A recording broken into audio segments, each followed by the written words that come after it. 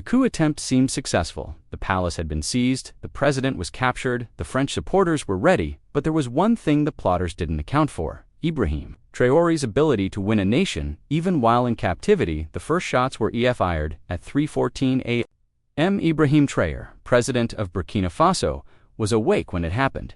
He'd been working late in his modest office within the presidential compound, reviewing mining contracts that foreign companies wanted to renew. These were the same contracts he had been systematically dismantling, returning control of Burkina Faso's vast gold reserves to its people. The sound of gunfire was unmistakable. Short, controlled bursts from automatic weapons. His security chief, Captain Rowe, burst into the office.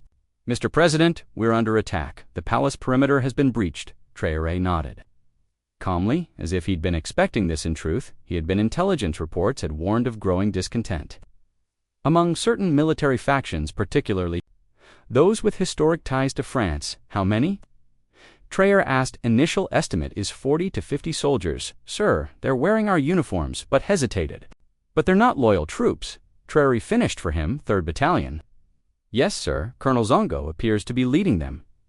Traoré's expression darkened. Colonel Pierre Zongo had been his classmate at the military academy years ago, a skilled officer, but always too enamored with Western powers and their promises evacuation route.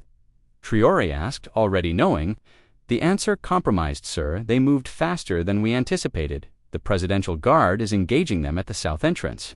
But they're outnumbered." Traoré rose from his desk, straightening his simple military uniform. He wore no ornate decorations or symbols of rank.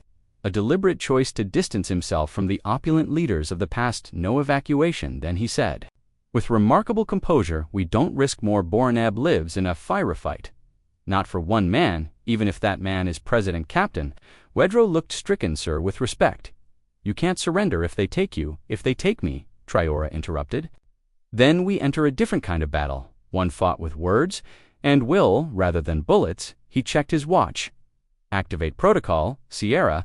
"You know what to do." Rowe straightened, understanding the significance. Protocol Sierra was a contingency plan Traoré had established months earlier, not for his personal protection, but for preserving the country's sovereignty in case of his capture or assassination.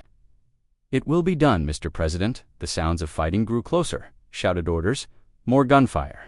The unmistakable thud of stun grenades. "Go now," Traoré ordered. "That's a direct command." Rowe hesitated only briefly before offering a sharp salute and disappearing through a concealed door. Behind a bookcase, it led to a network of passage. Traoré switched off the recorder and slipped it into his pocket. In one smooth motion, he remained seated, projecting an aura of calm authority that visibly unsettled the soldiers. "What crimes would those be, Pierre?" he asked deliberately, using Zongo's first name. "Is it a crime to ensure Burkina Faso's gold benefits its people rather than foreign shareholders?" Zongo's expression tightened. "Don't make this more difficult than it needs to be. Come with us now, and you'll be treated with respect." Traoré stood slowly, hands visible. "I don't fear death, Pierre. I've faced it too many times to be afraid. Now, but ask yourself, who profits most from this action tonight? Is it the people of Burkina Faso, or is it those who called our country Upper Valelda with nothing and have been desperate to regain control of our resources?" A flicker of uncertainty crossed Zongo's face, quickly suppressed. "You'll have plenty of time for speeches later. Now move," as the soldiers surrounded him. Traoré noticed something odd. They avoided meeting his eyes. Shame, perhaps. These were Burkinab soldiers, after all, men who had sworn to defend their nation, not overthrow its democratically supported leader. They led him through corridors where signs of struggle were evident. Overturned furniture, bullet holes in walls, bloodstains on the floor. Traoré felt a pang of grief for the loyal guards who had clearly fought to protect him. "How many dead?" he asked as they walked. 12 of your guards." Zongo replied without turning. 4 of mine, 16 Burkinab sons." Traoré said softly. 16 families, who will mourn tonight because of foreign gold." One of the younger soldiers escorting him visibly flinched. They took him to a secure room in the east wing of the compound, ironically a fortified safe room designed to protect the president in case of attack, now serving as his prison cell. The room had no windows, a single reinforced door, and basic amenities: a bed, toilet, and sink. "You'll remain here until the public announcement tomorrow morning," Zongo informed him. "I suggest you use this time to prepare a resignation speech. It will be better for everyone." And if I refuse, Zongo's expression hardened, then we'll have a different kind of announcement. After they left, locking the heavy door behind them, Traoré methodically inspected his cell. The room was designed to withstand assault from outside, not to contain someone within. Still without tools, the reinforced door was impenetrable. He checked his watch for 27 a.m. The coup had unfolded swiftly as military operations. 10-2 now would begin the political phase, consolidating power, seeking international recognition, establishing legitimacy. Traoré sat on the edge of the bed, closed his eyes, and began to plan. Not an escape that was unlikely. Instead, he focused on turning this situation to his advantage. He knew this coup didn't originate solely within Burkina Faso's military. The young man froze, surprised. "Yes, sir. I visited there 3 months ago. We inaugurated a new school and health clinic built with proceeds from the Bissa gold mine." Traoré's voice was conversational, without accusation. The same mine that foreign companies extracted from for decades while paying only 3% in royalties to our people. The soldier shifted uncomfortably. "I should go, sir." "Of course, but tell me, Private Wedo, sir, Private Salam Wedo, Private Wedrago, has Colonel Zongo explained what happens next?"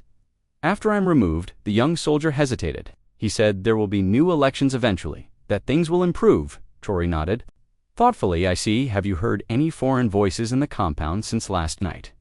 Night French accents, perhaps Private Woodrigo's eyes, widened slightly. "I must go, sir," after he left. Traoré allowed himself a small smile. The young soldiers. The reaction had confirmed his suspicion. French operatives were already present, directing events from the shadows. At 10 o'clock a.m. the door opened again. This time Colonel Zongo entered with 2 armed guards. "It's time," he said. "The national broadcast is scheduled for noon. You will read this statement." He handed Traoré a printed document. Traoré scanned it quickly. A formal resignation, citing health reasons, promising a peaceful transition to a military council that would restore constitutional order within an unspecified time frame. "And if I refuse," Traoré asked again, "then we broadcast evidence of your corruption." Instead, Zongo replied coldly, "Documents showing your private accounts in Dubai filled with money from Chinese mining interests." Traoré actually laughed at this fabricated documents. "You mean I've never taken a franc that wasn't my official salary?" "The truth doesn't matter," Zongo said with a shrug. "Only perception. You're wrong." Pierre Traoré replied, his voice suddenly still. "The truth always matters. It may be delayed, obscured, even buried for a time, but it emerges eventually, like water finding its path through stone." Something in his tone made Zongo uncomfortable. "You have 2 hours to decide," he said, turning to leave. "Choose wisely." When they were gone, Traoré carefully tore the resignation letter into tiny pieces and flushed them down the toilet. Then he removed the digital recorder from his pocket. They hadn't searched him thoroughly, another sign of the operation's hasty planning, and began speaking. "This additional testament is recorded at approximately 10:15 a.m. Colonel Zongo has confirmed French involvement by his reactions. They intend to force a false resignation.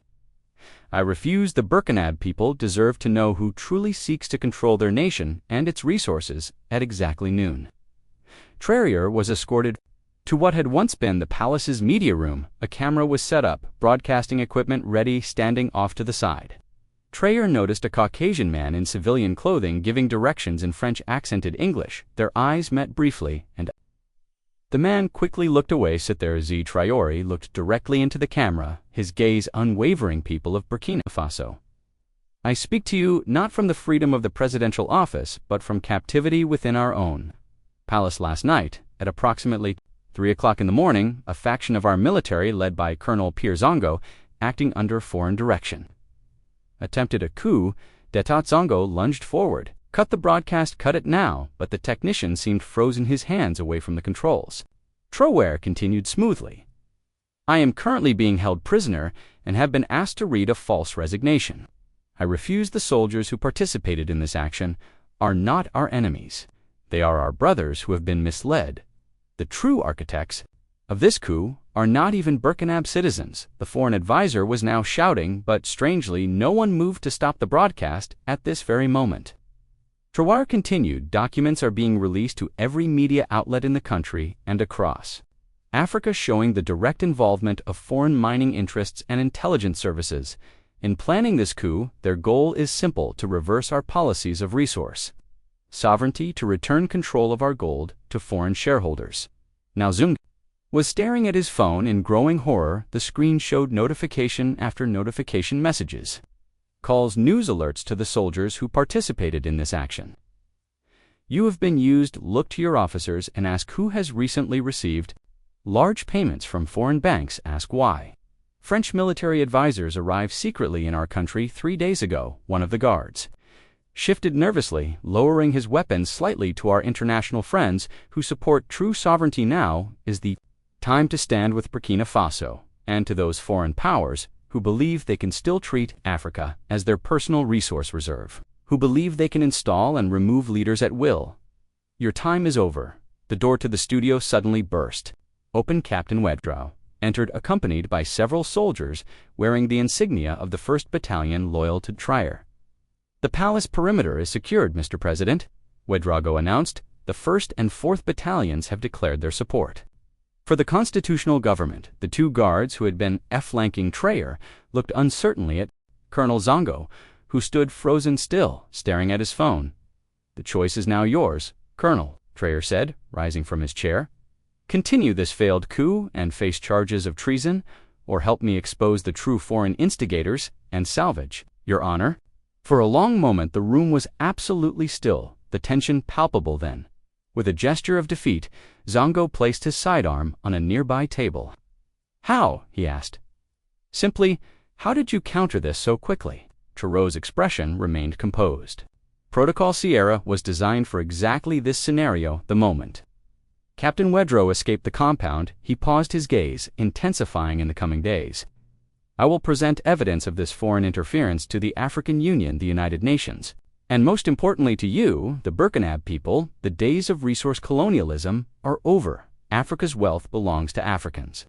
The broadcast continued for several more minutes as Traoré outlined next steps and called for national unity. When finally the camera was switched off, he turned to Wado. Casualties minimal, sir. Once the evidence of foreign involvement spread through the ranks, most of the 3rd Battalion stood down. They were deceived, not disloyal. Traoré nodded in satisfaction. And the French delegation attempting to leave the country, the airport has been secured. Their private jet is being held good and sure. They are treated with diplomatic courtesy, but they are not to leave until we've completed our investigation. Over the next several hours, the full story emerged. The coup had been meticulously planned by French intelligence, working with mining executives who had lost billions when Traoré nationalized Burkina Faso's gold mines. They had recruited Zongo and several other officers, promising them power and wealth. What they hadn't anticipated was Protocol Sierra Traoré's elaborate countermeasure. Based on rapid information dissemination, the moment the coup began, digital evidence of foreign involvement was automatically released to trusted military commanders, civil society leaders, and media outlets throughout the country and across Africa. By 7:00 p.m. that evening, barely 16 hours after the coup began, Ibrahim Traoré stood on the palace balcony, addressing thousands of citizens who had gathered in spontaneous support. The crowd stretched as far as the eye could see, people waving Burkina flags and carrying hastily made signs, "No to foreign interference" and "Our gold, our future today." Traoré declared, his voice carrying across the square. Burkina Faso faced a test and emerged stronger. This wasn't my victory, it was yours. When our soldiers learned the truth, that they were being used by foreign interests to undermine our sovereignty, they chose nation over conspiracy. The crowd roared its approval. Colonel Zongo and the other officers involved will face justice, but with an important distinction: those who were merely following orders, believing they served the nation, will be treated with mercy. Those who knowingly collaborated with foreign powers to betray our sovereignty will answer for their treason. As he spoke, Traoré noticed Zongo being escorted to a vehicle. Head bowed. The colonel looked up briefly there. The Malian diplomat leaned forward. "We've come with a proposal, a mutual defense and resource sovereignty pact between our nations. United, we stand a better chance against those who would divide and control us for the first time in the long and difficult day." Traoré smiled broadly. From crisis comes opportunity. Yes, let's discuss this pact immediately. As the meeting continued into the early hours, plans were laid for a new kind of regional alliance, one based not on foreign approval or support, but on true independence and mutual respect. The coup that had aimed to end Traoré's presidency and return Burkina Faso's resources to foreign control had instead catalyzed something its planners never intended: a stronger, more unified movement for African resource sovereignty. 26 hours in captivity. 26 hours that would change the course of not just a nation, but potentially a continent. Ibrahim Traoré had entered that prison cell as the leader of one nation under threat. He had emerged as something more, a symbol of resistance against a centuries-old pattern of resource exploitation that had kept Africa's wealth flowing outward while its people remained poor. As dawn broke over Ouagadougou, citizens were already gathering again in the central square, not summoned, but drawn by a shared purpose. The message, spreading through markets and neighborhoods over radio waves and mobile phones, was clear and powerful: what belongs to Africa must serve Africans first. The time of taking had ended, the time of reclaiming had begun.